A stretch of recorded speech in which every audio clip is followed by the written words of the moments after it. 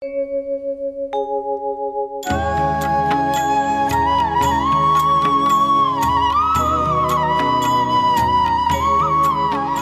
Himalayan town of Rishikesh shares its name with Lord Mahavishnu, Rishi Kesha, the one who has complete mastery over his senses.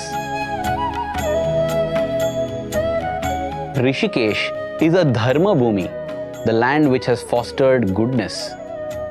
It is a Tapo Bhumi, the land of penance for thousands of spiritual seekers and sadhakas. It is a Divya Bhumi, the holiest land enabling the achievement of the highest Vedic ideals.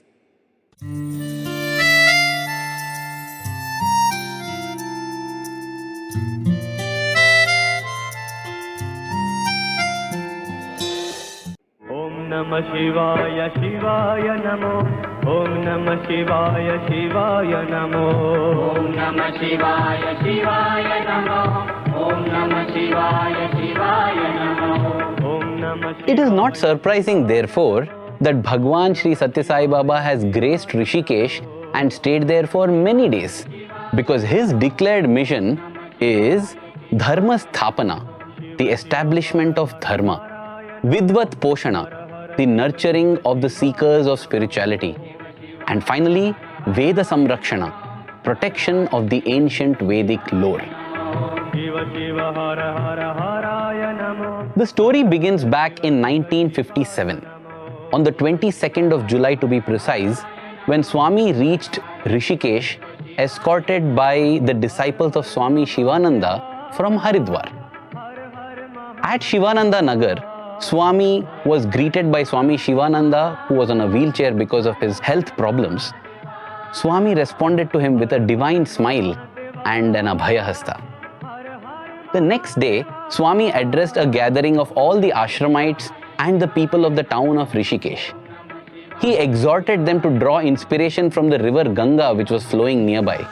He said that the river Ganga knows its origin is the sea and that its destination is the sea.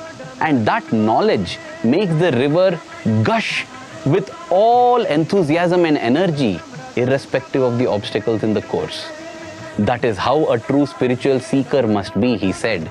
He enthused and energized everyone to remain undeterred on the spiritual path. For the health of the doctor turned sage Swami Shivananda, Swami materialized a beautiful Japamala with Rudraksha beads encased in gold. He also materialized some Vibhuti, gave it to him and applied a little to his forehead.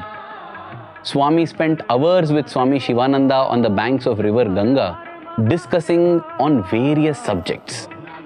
One day, in fact, Swami picked up a little of the Ganga water and poured it into the hands of Swami Shivananda. It had turned into divine, sweet Amrit. It is indeed symbolic that by the time Swami left Rishikesh, Swami Shivananda was merrily walking on his own, having discarded the wheelchair.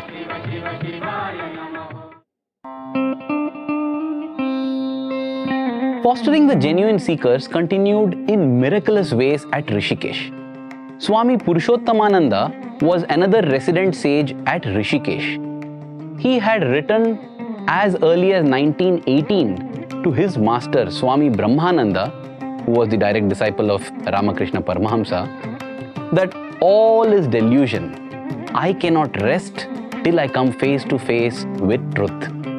The venue of his sadhana was the Vashishta Gufa, a cave which Swami pointed out to his entourage one day.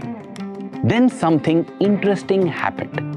Swami descended the slope towards the Ganga as if it was a path well known to him. When Swami walked into the cave, Swami Purushottamananda welcomed him. He requested Swami to sing some Tyagaraja Kirtanas, and Swami delighted him with his renderings. Overflowing with joy, the elderly sage told Swami, "He only has sent you," obviously referring to Lord Sri Rama. Swami smiled sweetly and replied, No, he only has come."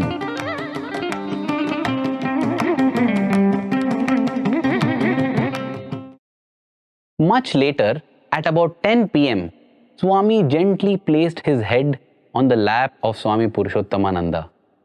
He then granted him his heart's deepest desire.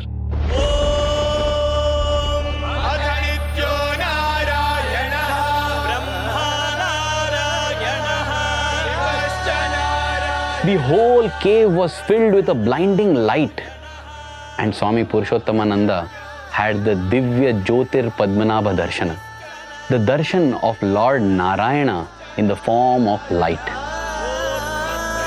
Varada Narayana Veda Narayana.